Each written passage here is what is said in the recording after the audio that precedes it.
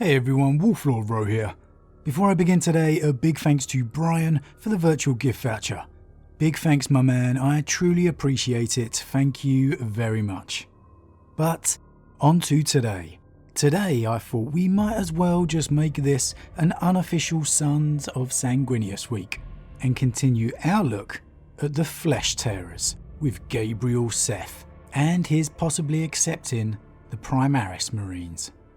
Spoiler warning to begin, the events we are discussing today are from the short story Blood Forged, and this was actually from December 2019's White Dwarf magazine. I definitely recommend subbing or picking up White Dwarf when you see it in the shops, as they've really upped their game when it comes to lore stories over the past few years. And of course, we do help to support Games Workshop by doing so, and you do come across some good gems. But with that said, let's just jump straight in. Now, this story takes place on the Flesh Tearers' homeworld within their fortress monastery. And for those of you who may not be aware, Seth was extremely unhappy with the arrival of the Primaris Marines. I covered it quite a while back now on the channel, but if you haven't seen it, then I definitely recommend go back, give it a watch before continuing on with this one. In essence, Seth viewed the creation of the Primaris Marines as an abomination. With their apparent immunity to the First and the Black Rage, Seth viewed it as a complete affront to their Primarch and the Emperor. The flaws are part of Sanguinius' lineage. Who are Guilliman and Cool to go meddling in their gene seed, changing what the Emperor created himself? And Seth didn't stop there. In his private conversation with Dante, he even accused Guilliman of wanting to replace all of the existing Marines with his own creations, essentially replacing all other Primarch lineages and making them Ultramarines in red armour. And let's be real here, that struck a chord with a lot of fans out there. Seth virtually speaking aloud a lot of their own concerns. It was an extremely interesting storyline, and this story kicks off with Seth speaking with a new Primaris captain of his own chapter. You stand as insult to everything we have suffered. Gabriel Seth's voice was churned gravel. He addressed the Primaris Space Marine before him in the Reclusium, the deep crimson and black of his armour newly painted, unmarked by war. You do not deserve the symbol you now bear on your pauldron. Seth stepped within striking distance of the other Space Marine. The ash and blood of my brothers has no place on your armour, Captain. Anger twisted the captain's face as he struggled to make sense of Seth's tirade. I am Brother Captain Toivo, and I stand before you as Lord Guilliman. Guilliman, Seth snarled. His name will buy you no brotherhood here. Then what of Dante? He wills this also. He is by blood and honour your... Dante can choke on the blood of Baal. This is my house. These are my warriors. Seth gestured around him. It is their blood, their lives you would have me entrust to you. Okay, firstly, it's clear Seth's distaste for Guilliman is still in place, which is nice to see because it means it hasn't been retconned. We always need some of the grey areas within the lore, especially within 40k. There were absolutely rivalries and tense relationships, to say the least, between the Primarchs and their legions, dating back to the Great Crusade well before the heresy. Guilliman may be a Primarch, but he's not their Primarch. And then Seth's opinion on these new creations not being true sons of Sanguinius appears, for the moment at least, to be remaining intact.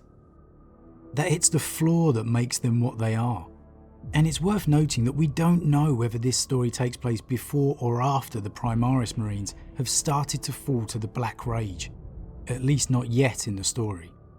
The apparent hostility to Dante though seems a little out of place.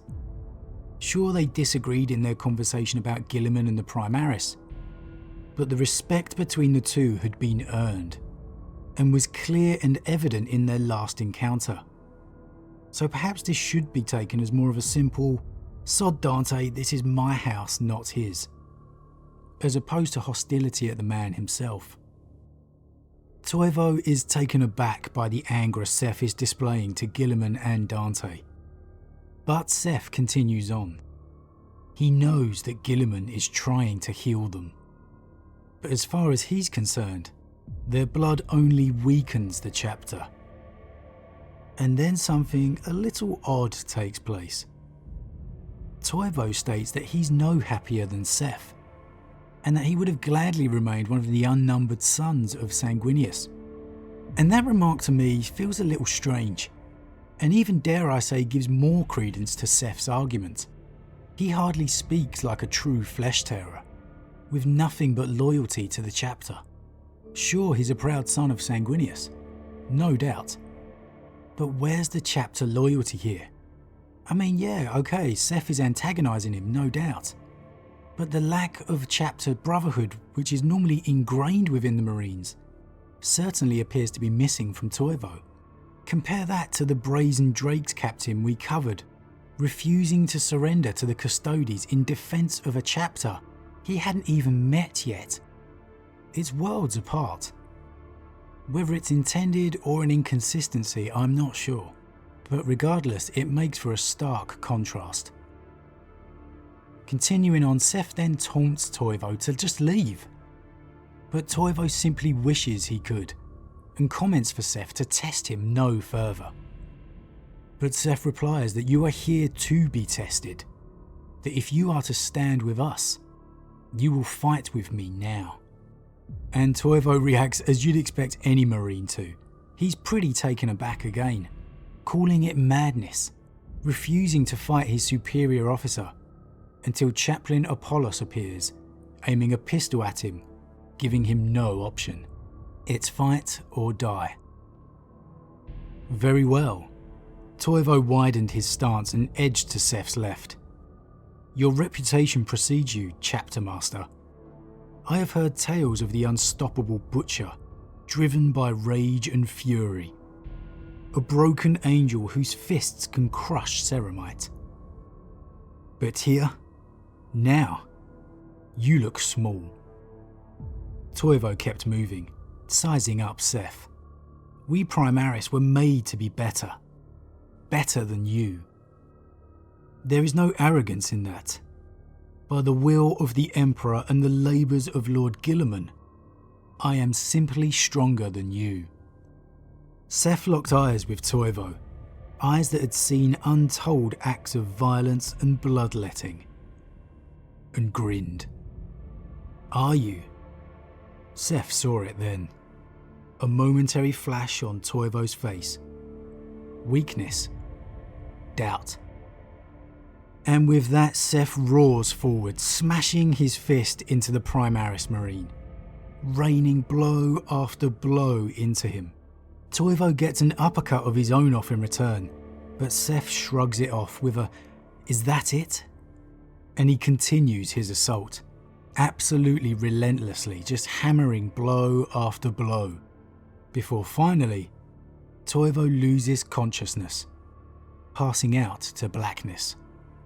High Chaplain Apollos bellows for Seth to stop as he raised his knee to land a final, lethal stamp. Seth stamped down, cracking the flagstones a breath from Toivo's head. Toivo groaned, consciousness slowly returning.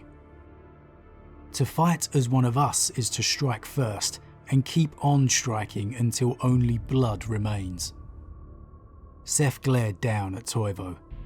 The Primaris Space Marine's face was a lumpen mess, his features barely recognisable. Seth growled through gritted teeth and knelt, calmer, next to Toivo. He lowered his voice to a whisper. Did it ever occur to you that if you are stronger, if indeed you are one of us and more, that perhaps when the darkness comes for you, it will come for us all. That the curse will be stronger too. In the dark of your soul, How long before the beast calls and your veins and armour turn to black? Toivo made to speak, his eyes glazed with a mix of rage and sorrow, but he could force no words through the ruin of his jaw. Seth smiled. Now you look like one of us, brother. The chapter master stood and made for the exit. Apollos, help our new captain to his feet. So Seth accepts the Primaris into the chapter, appointing Toivo as a new company captain. And I'm not really sure what to make of this one. It's why I wanted to discuss it with you guys. The anger that Seth feels towards these new creations is clearly still very much in place. As we saw earlier in the story, his anger towards these new Marines not being true sons of the angel, for not bearing his curse. But then his words about when the darkness comes. So we learn it's definitely before any have already fallen to the Black Rage. But more importantly, his point of their fall being greater, that it could doom them all. To me, almost came across that he despises the Primaris because rather than the cure, they could be the end. And it's an interesting way of looking at it for certain.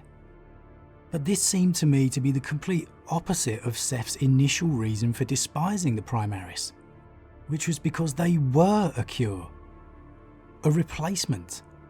And that's really why I wanted to discuss it with you all, to get your opinions.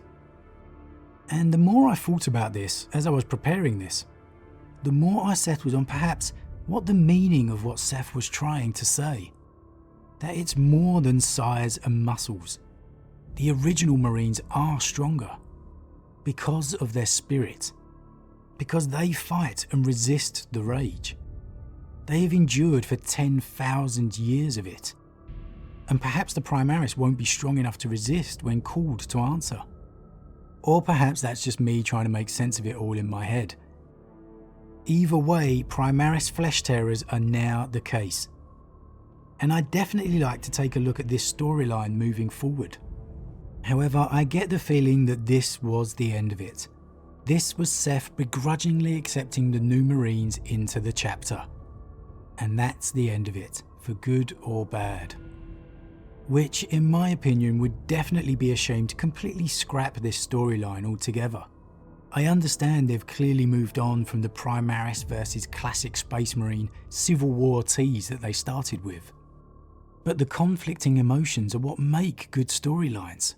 I guess time will tell if they expand on this anymore or not, or if it's buried for life. Either way guys, I'd love to hear your thoughts on it. As always, drop your thoughts in the comments below.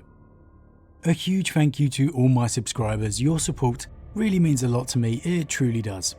And if you're new, please consider subscribing to help the channel grow. And if you enjoyed this particular vid, then why not drop a like on it too. But with that said, I'm off and I'll see you all again real soon.